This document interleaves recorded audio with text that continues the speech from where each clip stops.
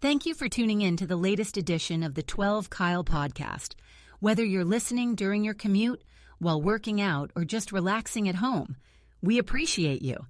Every download, every listen, and every subscription means a lot.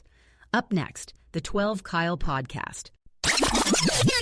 Stand on it, but understand that there's consequences in everything that we do, no matter what. Just because we have free speech doesn't mean that you're free from the consequences, because there's always going to be consequences in anything you say, do, or anything else. You have to be proactive, and you have to be an agent of change where you're pushing your local stuff even further. You can't just show up at the polls every 4 years. If you're showing up at the polls every 4 years, you're wasting your time.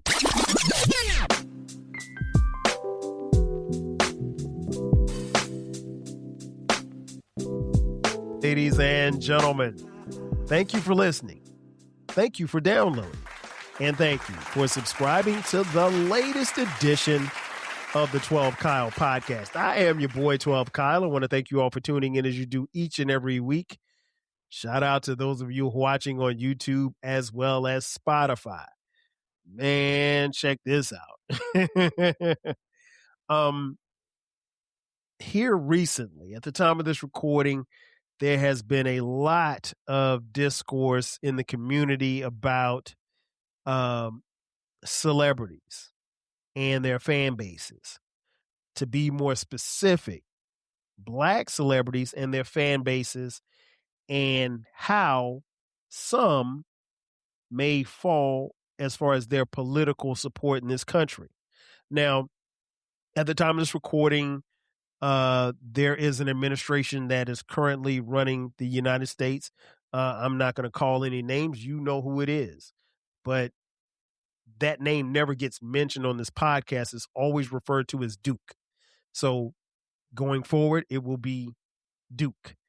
Nonetheless, so there are some celebrities, some Black celebrities, who, much to the surprise of other Black people as well as their fan bases, it has been discovered that these Black people are supporters of Duke and the administration, which is totally fine. You can celebrate and, get behind whoever you'd like.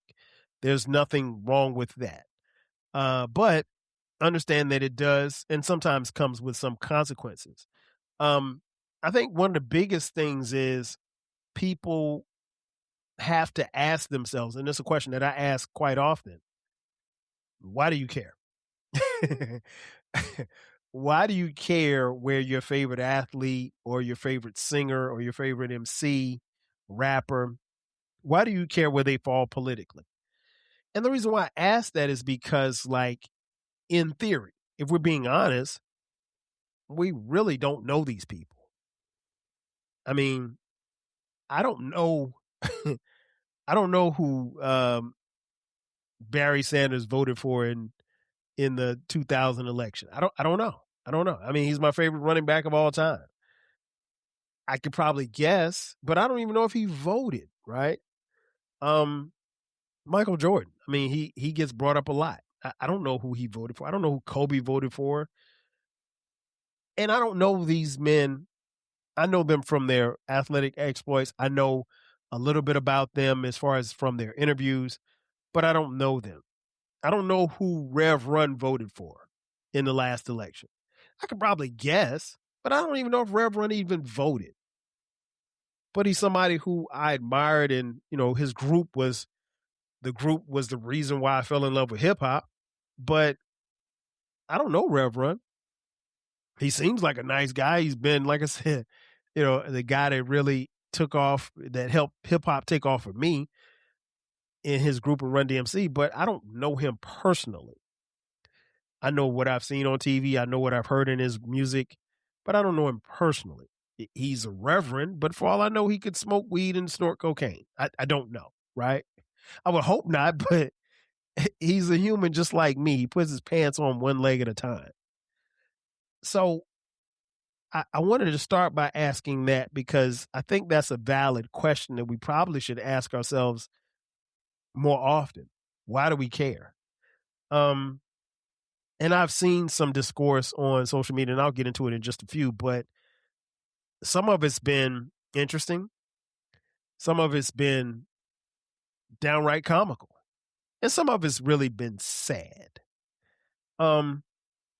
But if you go back to episode 705, the episode was called We Know Too Much.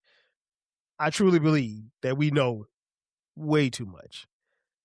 Social media, the internet has given us access, and probably we have a closer affiliation with people, or at least in our minds we do, with some of these people, but we don't know them. But we know too much. So we don't, why do we know where people stand politically or don't stand? And again, you're free to choose to support whomever you choose. But over a period of time, it got to a point where we felt the need to let everybody know. Case in point, there's a guy who lives, and I think I talked about this on the episode. If I didn't, I apologize, because I meant to bring it up. But there's a guy who lives around the corner from me. Black guy, black family. And there was a Trump sign in his yard right around the election time. You know, it didn't shock me because, again, I don't know these people. I've never said hello or bye to anybody or in his house. Just looked kind of different from what you may expect. A Trump sign in a black yard in a black neighborhood. And my wife mentioned it. She was like, "Did you see that Trump sign in that guy's yard?" I was like, "Yeah, I saw it." And that was it. But, I don't know those people. But I found it interesting that, somebody kicked the sign over one day. And they put it back up. And then somebody kicked the sign over again. And then they put it back up. And then somebody took the sign out of their yard and threw it in the street. And they threw it in the street because I almost ran over it. And I'm like, well, wait a minute now. We're not going to litter. But you get the point. Like, I don't know how or why. They didn't have to tell me that they, were supporting Duke. It was cool, but, their support of Duke led someone to be moved to the point where they felt like they could go into their yard, take that sign and throw it in the street, which is crazy. I don't want anybody coming to my yard, period, especially uninvited.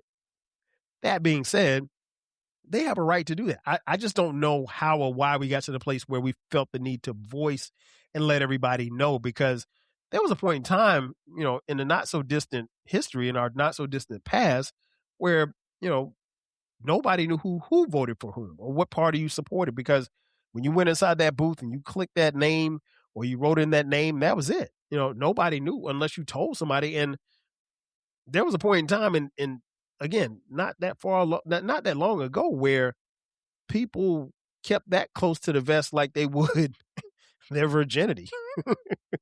Like, you weren't gonna let nobody know who you was doing it to or who was doing it to you. But I said all that to say this, like, I don't know when or why that became popular, but again, we know too much. We know way too much. And, where people stand on social issues, we know too much. Someone there was talk about, Palestine one day, and they were asking people, well, hey, where do you stand on Palestine? Don't ask me. Don't ask me where I stand on Palestine. Ask me where I stand on, on Martin Luther King Drive, or Memorial Drive, or Peachtree Street. Ask me what I think about that. Don't ask me about what I think about Palestine. I didn't have any thoughts on Palestine. It's unfortunate, but I didn't have any thoughts. And to be honest, when it happened, I wasn't really that up on what was happening to even give some level of response. That being said, and even if I felt like giving you a response, it's none of your business what I think about Palestine. If I ain't talking about it on this podcast, you don't need to know. But I say that in jest, but I mean, again, we know too much, and I don't know. It's the process of group thought. I mean, and I see it on social media, like, people want to listen to not necessarily my podcast, because I'm not giving you that type of content, but they want to listen and watch podcasts and things of that nature, and they want to hit the comment section and they want to argue or they want to disagree. And that's fine. You definitely are free to do that. I ain't want to go back and forth with none of you. I'm just not, right? Because I don't know you and you don't know me. But it makes you think of cancel culture. And we've talked about, canceling people and how they can get canceled. And in theory, some people just won't be canceled. I mean, like you see the cover art, Snoop Dogg's on the cover. Snoop Dogg ain't getting canceled. So Snoop can support Duke. He supported Duke. Duke got, from what I understand, got one of his homies out of jail or something like that. And so Snoop's indebted to Duke. And that's cool for Snoop. And for some people, it's a line drawn. And there are going to be some that say, well, you know what, Snoop? Okay, if you're going to support Duke, I'm not going to listen to your music anymore. And that's fine. I just think Snoop's on a level where you can't really cancel him. You can make a case Snoop's one of the most popular people on earth, one of the most recognizable faces on earth. You're not canceling Snoop. Nothing short of Snoop getting caught with like some underage girls. You probably not getting Snoop about the paint. And people feel away. And they will show it because if I'm not mistaken, does the album come out yet? I think he's got a new album. I'm not listening to Snoop's album because Snoop don't rap like the Snoop that I remember. I just can't, Doggy Style, yeah, that's the Snoop I remember. But this new Snoop Lion, I'm okay. No disrespect. He ain't making music for me no more. But he's not in a position where he can get canceled. Now, someone like Chrisette Michele, she can get canceled. I'll be honest. Chrisette Michele agreed to sing at Duke's initial, inaugural ball or something like that. And I think she got like 200,000. Well, I hope she still has that 200,000 because I haven't seen or heard from that lady since. And it was kind of like that old Ice Cube line. You might have a heart attack when you find out the black folks don't want you back. And they got Chrisette Michele up out the paint so fast, it wasn't even funny. But she was at a level where she could get canceled. And I don't want to say canceled, but a lot of her audience is black people. And there are quite a few black people who will draw a line in the sand. If you don't agree with their thought process, if you don't agree politically where they stand, and they have a right to do that. And they will voice it. They will say, hey, you over there, we're over here. And if they don't like who you deal with in your politics, they will say, well, hey, we will boycott you and your stores. Ask Target. Because there are a lot of black folks who have not been in Target since the quote unquote boycott started over a year ago. Now, I haven't been in Target, but it wasn't so much because of the boycott. I don't go to Target. I just don't, my wife did at one point in time, but she stopped going. And she stopped, asking me to go pick up stuff from Target. So that's what it was. And I don't think Target's going to suffer because I'm not going there, but you go look at their numbers, they're suffering. So I said all that to say this. There's a line that's being drawn in the sand, and you have to acknowledge that line. And for some, that line is going to be way more painful than others. Case in point, at the time of this recording, Chili from the group TLC is in the news. As many of you know, maybe you don't know, Chili got into some heat, if you will, at least in the community. Chili, they found out that she had reposted on her Instagram a video or something that inferred or referred to First Lady Michelle Obama as being transphobic. And listen, I don't care who you are, you're not going to play with the First Lady. And she'll forever be my first lady. I don't know what y'all call this other lady up here, but she ain't the first lady to me. Michelle Obama, that's the first lady, right? So you're not going to play with her. You know what I'm saying? And for Chili to repost that, she said it was up for less than 24 hours. People started calling her. So she went and saw what it was and she took it down. And my thing is, why would you repost something that you did not watch? quote unquote. Even Duke said he reposted something that depicted the Obamas as monkeys, and he said he didn't see it, or at least the press secretary said he didn't see it. But I digress. But I'm never reposting something that I'm not going to watch all the way through. If I repost something on Twitter, which I'm not on Twitter these days, but if I'm on, if I do repost something, trust me, I've seen it. And while a repost isn't a cosign, a repost is meaning you believe in something about it. So she did that, and then people started doing their, due diligence. The Twitter fingers got out, and they found that she had liked several posts pertaining to Duke. There was a post for Charlie Kirk, and so all of these MAGA posts were popping up with her like. And here's the thing: when you like something, there's the digital footprint has been established. So if I go on Instagram and I like a bunch of twerk videos, you can go see every twerk video that I liked. I mean, like, it ain't hard to find. Bouncing booties on ice, their page is going to show how many times I've liked their video. For the record, I haven't, but just you get the point. And I don't think that's a page, but go ahead. Nonetheless, she created a digital footprint, and there was a lot of it was tied to MAGA.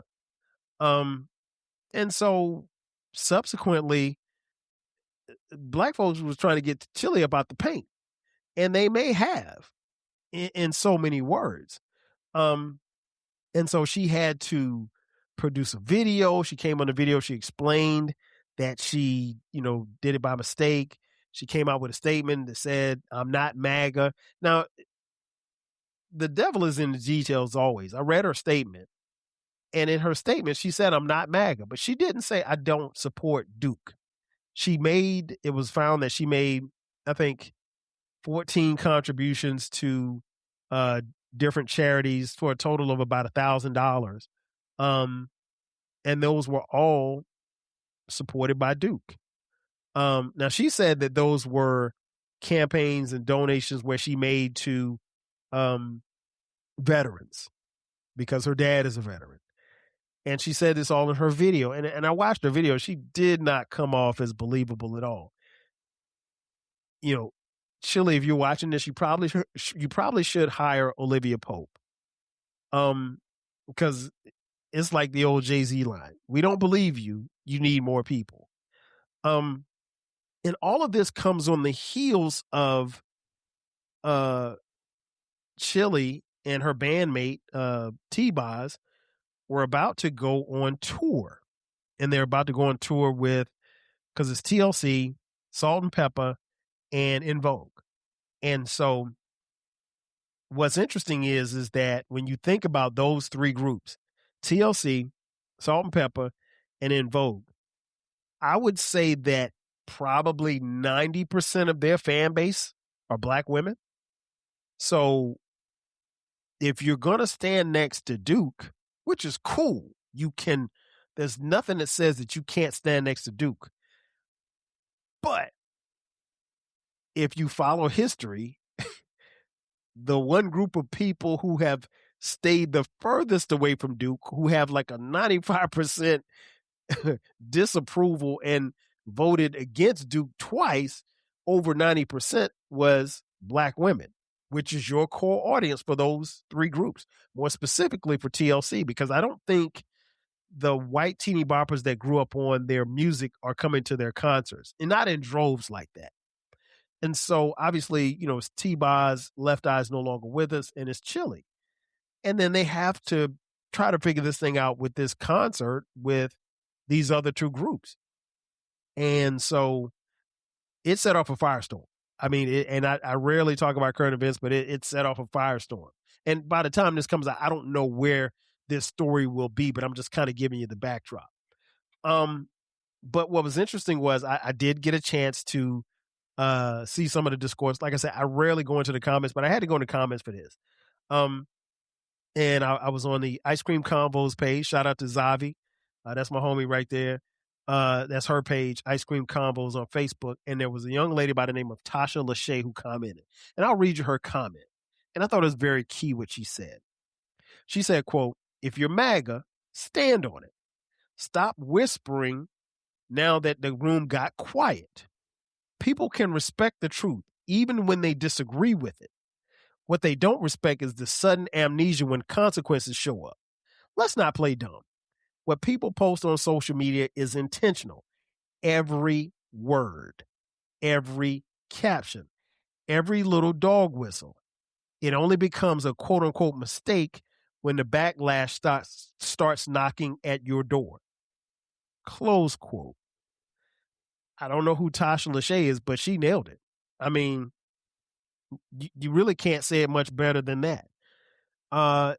Stand on it. You know, if you support Duke, stand on it, but understand that there's consequences in everything that we do, no matter what. If I go out and say a bunch of things about the LGBTQA community, then I am, you know, I'm capable, it's possible that I could lose my employment. I could lose my household. A whole bunch of things can happen. You know, freedom of speech ain't ever free. It's never been free. And just because we have free speech doesn't mean that you're free from the consequences, because there's always going to be consequences in anything you say, do, or anything else. Let me read another comment. This was from Threads. Olivia Charisse writes, "I think it's time that we as Black people have a conversation about how we're all not united by race, but by class. Millionaires and billionaires are not on our side." And then someone commented just beneath her, said, "Y'all have too much time on your hands." Now, I will agree with that. Like, I mean, people were going, and it's not hard to do, but you can go and see who follows who on social media. In fact, to the point where there was one person that was able to find that Big Boy from Outkast follows Duke, follows the White House, follows Melania, and follows the POTUS account on Instagram. Now, from what I understand, Big Boy from Outkast has donated money to the Obama campaign. And he gave money to Senator Harris when she was running. I don't know that he's ever publicly supported Duke. I haven't heard that. It's funny because I was chopping it up with my homegirl, Pretty Black. Shout out to Pretty Black, because I know she's gonna hear this episode. And she was like, "Lord, it can't be Big Boy." And I was like, I mean, it could be. Well, I don't. I've actually met Big Boy before. I don't know him personally though. Like I don't know which way his politics are. He makes a lot of money. There are a lot of people, to the other person's point, these millionaires and billionaires, you know, financially, they may sway on one side. They may sway to the MAGA side, if you will. And here's the thing I've always said. I can understand if someone says, well, hey, no matter what color they are, hey, I'm going to vote red every single time because this is the party I identify with. This is what I do. This is blah, blah, blah, blah, blah. I get it, right? I can understand voting red. What I can't understand is voting for Duke.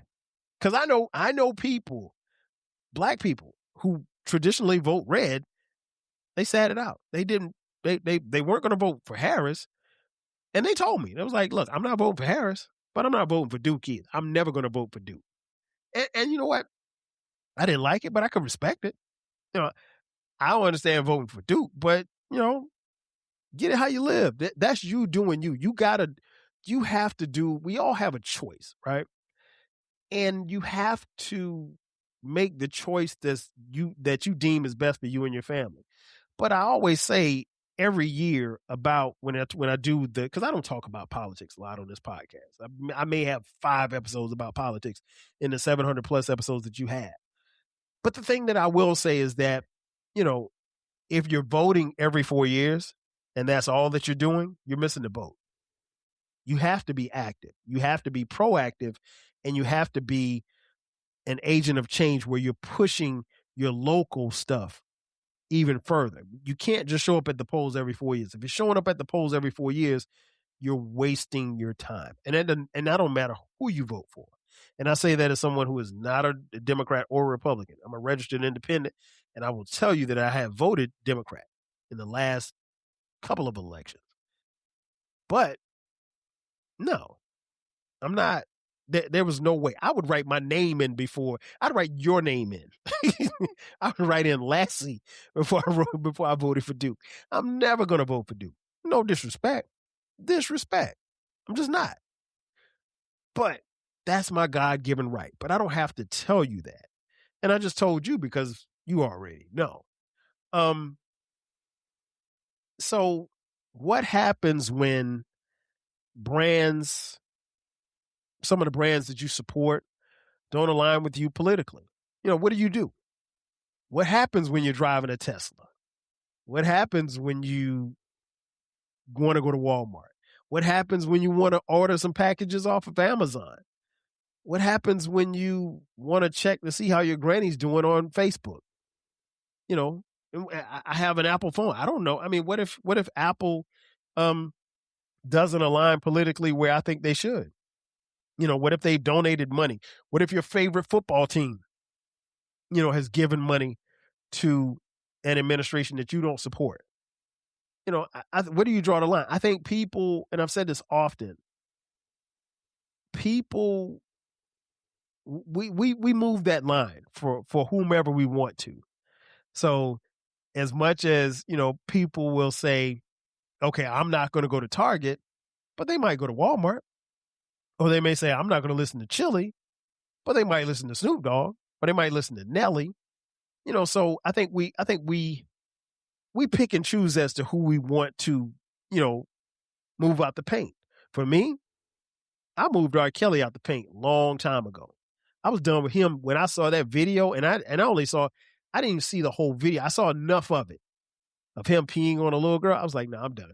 And I've never listened to his music, took his music off all my streaming, everything, took off all my mixtapes, everything. I'm never going to intentionally listen to his music. Never. I don't like him. I never have, at least not since then. Did he make some great music? Yeah, he did. I can't deny that, but that don't mean I got to listen to him. And I genuinely, and I've always said this, I genuinely hope he rots in jail. And I have no problem saying that. But that's just me. But I've been in clubs where Step in the Name of Love came on, and guess what? I walked off the dance floor. That's my own personal stance, right? But there are other people that are like, they're going to bump Kel's music forever. And that's cool. You can't deny it. I Believe I Can Fly isn't a great song. It's one of the greatest songs ever. But I'm never listening to it intentionally. Now, if I'm at your bar mitzvah and they play it, I guess I got to listen to it, right? Can't just walk out the room.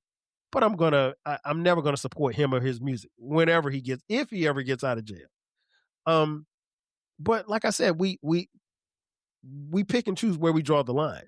And so there's been a lot of discourse online about whether or not people are going to go to this concert. And it's going to be very interesting to see how this plays out, because everybody that I've talked to that had intentions on going to this concert say they're not going. I heard Jamel Hill. Shout out to Jamel Hill. I watched her podcast the other day. She said that she and like 6 of her other closest friends, they planned a girls' trip. They were going to fly to Toronto and go see the show in Toronto. And they planned a whole big event around this concert.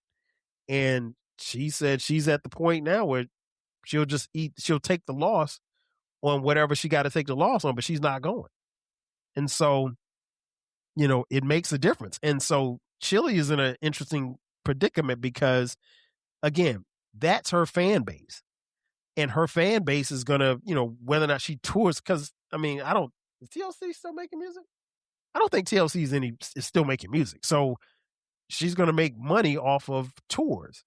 And you can't make money off tours if people aren't coming. Now, the flip side of that, people have asked the question, is that fair to Salt and Pepper? Is it fair to En Vogue?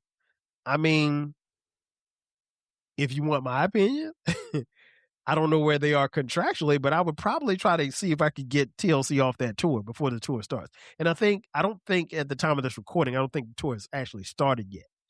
But I have yet to see, in the few comments for what it's worth that I've seen on Facebook and Instagram, I've yet to see one person that said that they're going to go to that concert.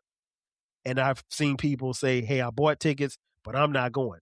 I've seen people say, well, I was going to go, but I'm not going. And so it's going to look real funny for Chili. And at this point, I don't know what she can do, because her explanations for the posts that she like and where she sent her money, and she's not, affiliated with this group, is falling on deaf ears. And I'll be honest, she didn't really do a good job of providing much of an explanation. Not that she owes anybody an explanation, but her money is derived from, people in the public. She needs the dollars from you going to her concert. I was never going to that concert because, I love all of them, but come on, man, what I look like at that concert? I don't know if this had been New Edition, would I be upset? I wouldn't be upset, but I'd be like, I don't know, man. I ain't seen the boys in a couple of years. And I say that in jest, but what I mean is, like, again, we pick and choose. And I think we need to be more honest about that. Chili has every right to support whom she wants, but understand that, there's consequences that come with everything. And, the minute that you get behind people, people are going to understand and understand that that's who you affiliate yourself with. Shout out to the homie Uncle Dolomite from the Too Much Game podcast. Uncle Dolomite always talks about, one of the things that he always says is, he's like, I don't like taking pictures with dudes. And he was like, I don't take pictures with dudes. And what he means by that is, like, not so much as just random dudes, but if you know Uncle Dolomite, where he's from, how he was raised, what set he's from as far as gang life, coming up like that, it doesn't make any sense to take pictures with dudes, because if you're in a picture, you're saying I'm affiliated with the people in this picture. And if you don't know these people, or you ain't really down with them like that, then why would you take a picture with them? Because guess what? When that person gets caught, or they get into trouble, they can always refer back to that picture. So I get what he means by that. And the same kind of applies here. You're only as good as the people that you affiliate yourself with. So if you say, hey, I'm MAGA, okay, stand on it. I'm cool. I would have respected, not that I lost a lot of respect, but I did lose some respect for, I lost respect for Chili in this aspect, because I feel like she's trying to play both sides of the fence, and you can't. I don't think you should try to straddle the fence on people. You either one side or the other. And if she's on the MAGA side, that's cool. Don't lie to people. And I think she's trying to lie to people to save face. And I think people would respect her more if she just said, look, I made those posts, I made those donations because I'm Team MAGA. And there's going to be some people that don't like it. And there's going to be some people who are like, you know what, that's cool. I'm coming to the show anyway. I'm going to jam with you. And then there's some like, nah, you standing next to this dude? I can't. I won't. I'm not going to give you my money. And you know what? You need my money. You need my money to survive. And so, it's like that old Ice Cube line. You might have a heart attack when you find out the black folks don't want you back. Wherever you stand politically, just be careful about what you say and what you do, because you got to keep living beyond this administration. In conclusion, I think it's a very interesting, and it's a very advanced and slippery slope. How you navigate it solely is up to you. I'll leave you with this thought, and I wrote this down. There is no ethical consumption under capitalism. And that's difficult to admit. Some of the most important things in our lives are compromised. Many of the things that we need and use every day are created by companies that may vastly go against your interests.